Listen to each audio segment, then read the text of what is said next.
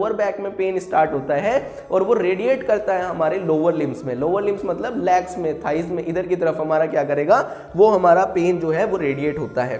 तो अगर कहीं पे किसी को सीवियर पेन हो रहा है लोअर लिम्ब के अंदर भी, तब भी हम इस प्रोसीजर को परफॉर्म कर सकते हैं।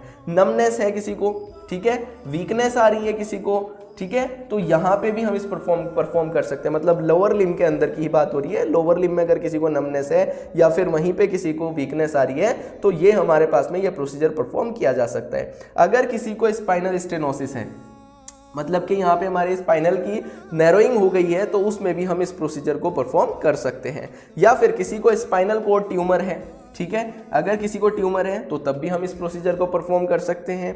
या फिर किसी को डीजेनरेटिव चेंजेस इन स्पाइन, मतलब कि किसी बीमारी, किसी पैथोलॉजी की वजह से हमारी बोन के अंदर पे डीजेनरेटिव स्टार्ट हो गया है, मतलब कि अब हमारी जो बोन है वो बहुत वीक और इसे अपना शेप जो है उसने चेंज करना स्टार्ट कर दिया। जैसे उस ऑस्टियोआर्थराइटिस की बीमारी में जो है बोन अपनी शेप को खराब कर लेता है, ठीक है, क्योंकि वो हमारी क्या हो जाती है, डीजेनरेटिव हो जाती है। तो इसी वजह से हमारे पास में अगर ये बीमारी किसी को हो गई है तो तब भी हम अपना माइलोग्राफी प्रोसीजर परफॉर्म कर सकते हैं। उसके बाद में हमारे पास में आता है कंजेनाइटल डिजीज। अगर किसी को बाय बर्थ कोई डिजीज है तो उसको भी हम परफॉर्म कर सकते हैं। अब यहाँ पे सबसे मोस्ट कॉमन जो बीमारी है हमारे पास में, that is a herniated disc. अगर किसी को हर्निया हो रखा है तो हर्निया के अंदर पे सबसे ज़्यादा जो ये प्रोसीजर परफॉर्म किया जाता है, जो मोस्ट कॉमन डिजीज़ हमारे पास में है या मोस्ट कॉमन पैथोलॉजी में मोस्ट कॉमन कंडीशन हमारे पास में होती है, वो होती है हर्निएटेड डिस्क। इसके अंदर पे सबसे ज़्यादा जो परफॉर्म किया जाता है वो हमारा माइलोग्राफी प्रोसीजर होता है, ठीक है। तो ये थे हमारे इंडिकेशन, और भी बहुत सारे इंडिकेशन हैं, वो आप टाइम टू टाइम जाके देख सकते हैं।